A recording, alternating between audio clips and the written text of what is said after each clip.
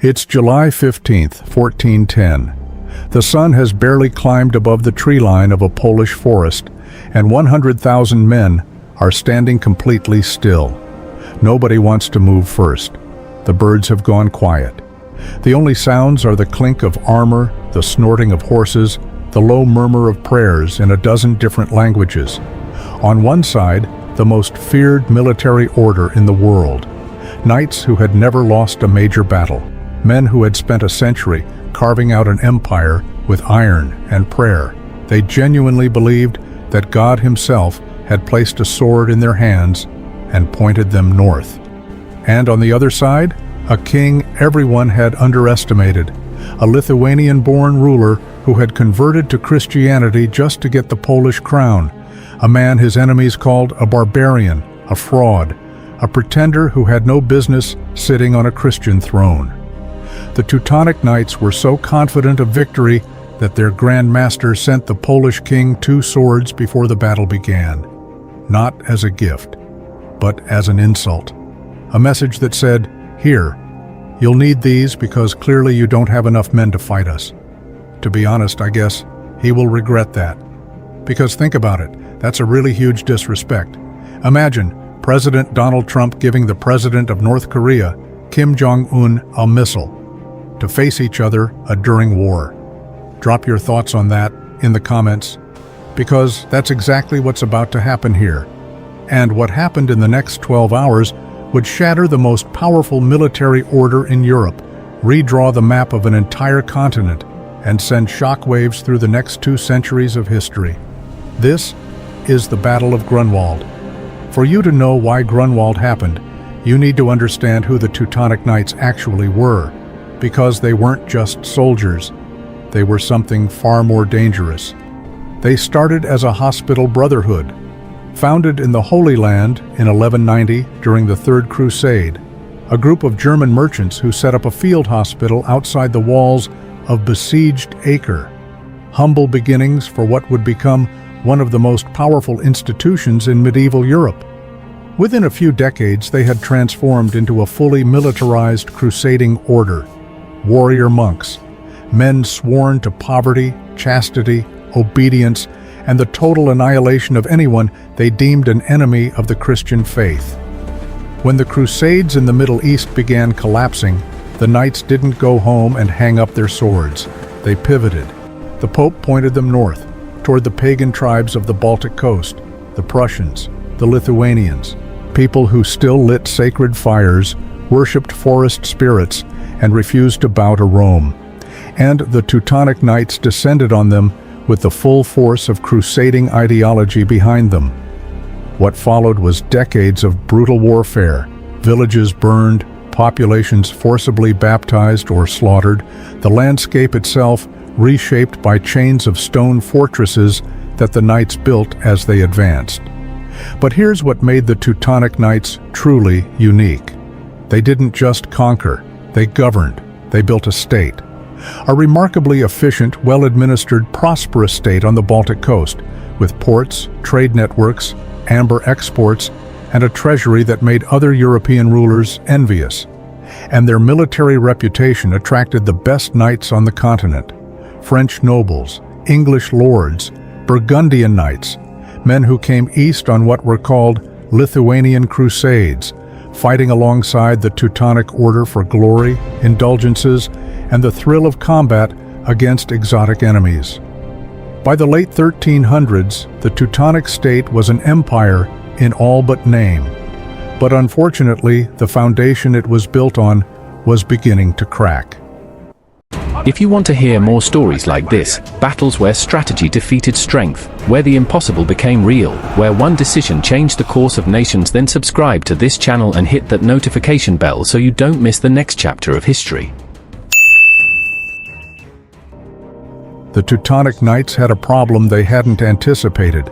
Their entire justification for existence, for crusading in the Baltic, was that Lithuania was pagan.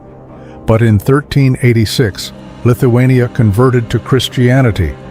King Jagiełło of Lithuania married the Polish Queen Jadwiga, was baptized, took the Christian name Władysław II Jagiełło, and became King of Poland. Almost overnight, the last great pagan kingdom of Europe ceased to exist. The flow of crusading volunteers should have stopped. The Pope should have called off the Holy War. The Teutonic Knights ignored all of it. They kept raiding, kept pushing borders, kept treating Lithuania as an enemy. Because the truth was, the crusade had become a pretext. What the Knights really wanted was land, power, and control of the Baltic trade routes. And Jagiełło knew it.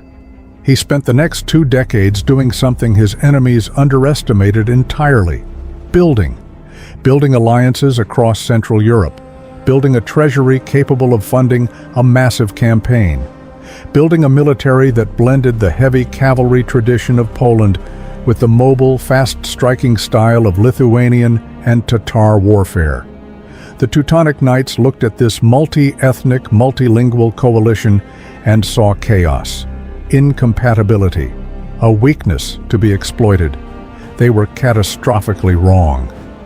By the summer of 1410, Jagiełło and his cousin, Grand Duke Vytautas, had assembled the largest army Central Europe had ever seen, and they were marching directly toward the heart of the Teutonic state. Grand Master Ulrich von Jungingen mobilized everything he had to stop them, and the stage was set. Now let's talk about the forces themselves, because the contrast between these two armies is one of the most fascinating aspects of this battle. The Polish-Lithuanian force was unlike anything that had existed in European warfare before.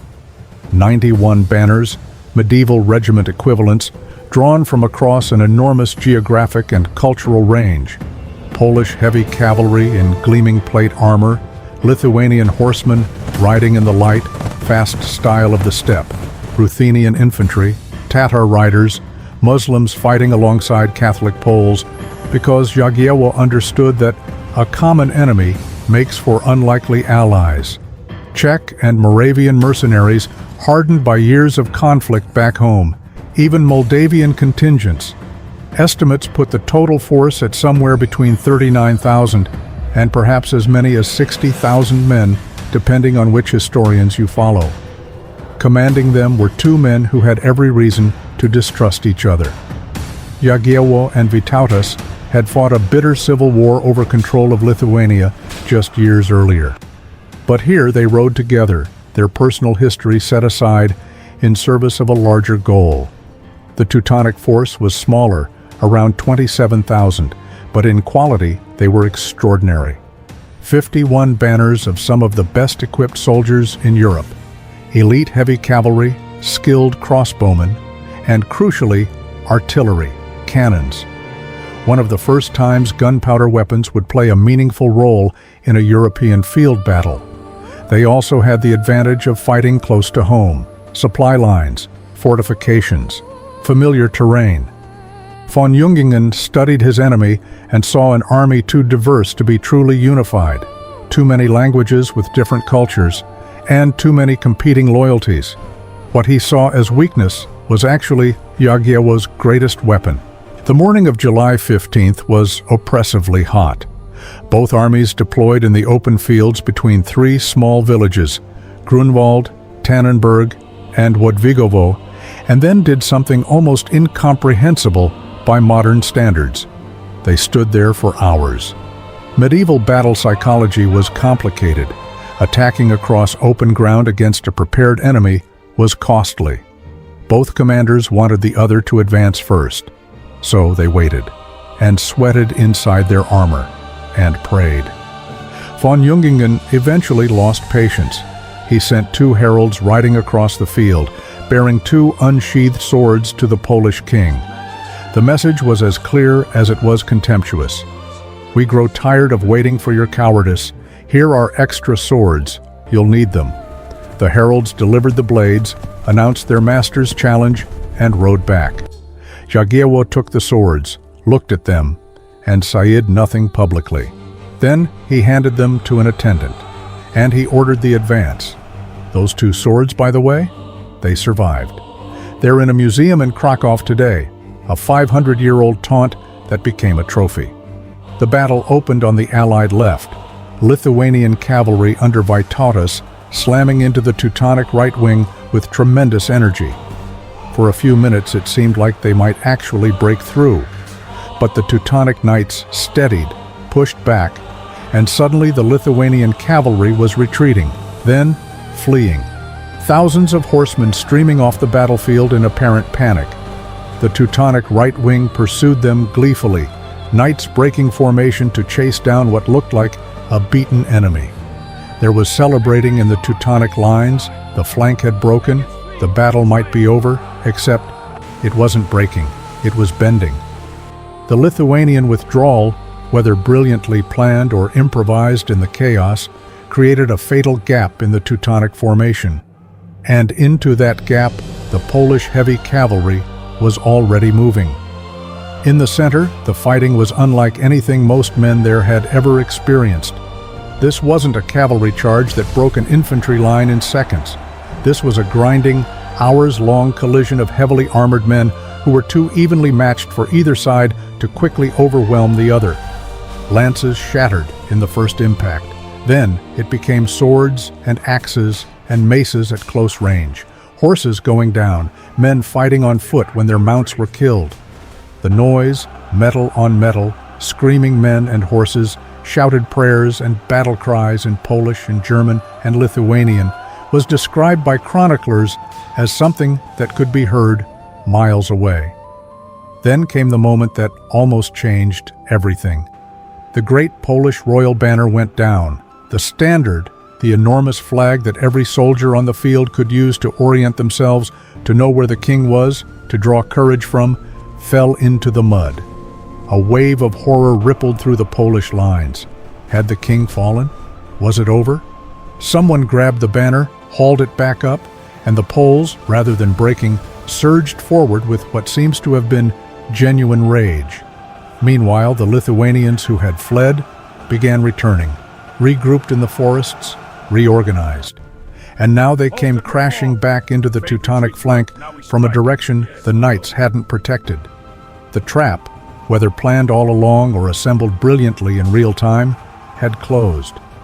Von Jungingen saw his lines beginning to buckle. He made the decision that history judges both brave and fatal. He personally led his elite reserve cavalry, the best of what he had left, in a direct charge toward where he believed King Jagiełło was positioned. Kill the king. Win the battle. Simple. He never got close. Ulrich von Jungingen, Grand Master of the Teutonic Knights, was unhorsed, surrounded, and killed in the field. The exact moment was recorded by chroniclers with something approaching awe. The most powerful man in the Teutonic world cut down in the mud of a Polish meadow. When his banner fell, every man on the field knew what it meant. The Teutonic army collapsed. Not an orderly retreat, a rout. Men throwing down weapons, tearing off identifying marks, trying to disappear into the landscape. Thousands were cut down in the pursuit, thousands more captured. The baggage train was overrun. The entire senior leadership of the order dead or in chains by nightfall. It was, by any measure, a total annihilation. What came after the battle was a mixture of devastating victory and historical what-if. The Allied army marched directly on Marienburg, the great castle fortress that served as the Teutonic capital. It was an opportunity that may never come again. The Order's army was destroyed, its leadership dead, its territory undefended. But Marienburg was formidably built. The siege stretched on through the summer heat. Supply lines grew thin. Reinforcements trickled into the castle's defense. Disease began spreading through the besieging camp. After nearly 2 months, Jagiełło ordered the withdrawal. Historians have debated this decision ever since. Had Marienburg fallen, the Teutonic Order would almost certainly have ceased to exist entirely. The map of Central Europe might look very different today. Instead, the Peace of Thorn in 1411 ended the immediate conflict on terms that, while humiliating for the knights, allowed them to survive. They paid enormous reparations, a sum that crippled their treasury for a generation.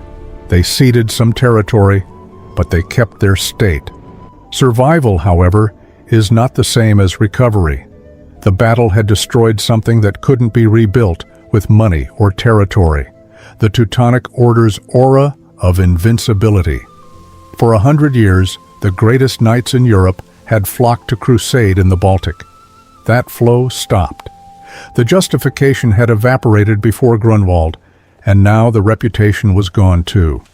The order spent the following decades in slow, grinding decline.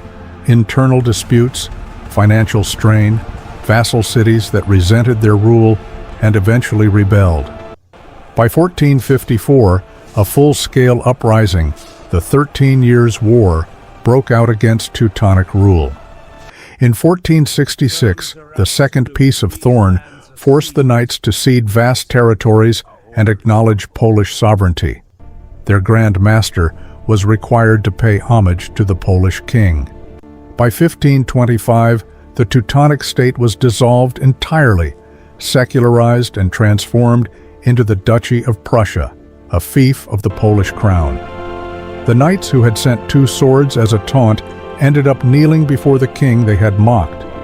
The Battle of Grunwald was the largest battle of the medieval world, but numbers aren't why it's remembered. It's remembered because it proved something that the Teutonic Knights, and much of medieval Europe, refused to believe, that an alliance of different peoples, different languages, different religions and cultures could fight as one, could absorb punishment, could adapt in the chaos of battle, could win. It's remembered because a king everyone called a barbarian outmaneuvered the finest military order on the continent, with patience, strategy, and the wisdom to trust people his enemies would have dismissed. It's remembered because of what came after, 6 centuries of Poles and Lithuanians returning to this story in their darkest hours. When Poland was partitioned off the map in the 18th century, when it was occupied and dismembered in the 20th. People kept coming back to Grunwald, kept reminding themselves, we were here, we stood together, we won. Jan Matejko painted the battle in 1878, a canvas nearly 10 meters wide, at a time when Poland as a nation did not officially exist. It wasn't a history painting, it was a declaration. We are still here. The Grand Master sent 2 swords expecting surrender. He got a battle that the world never forgot.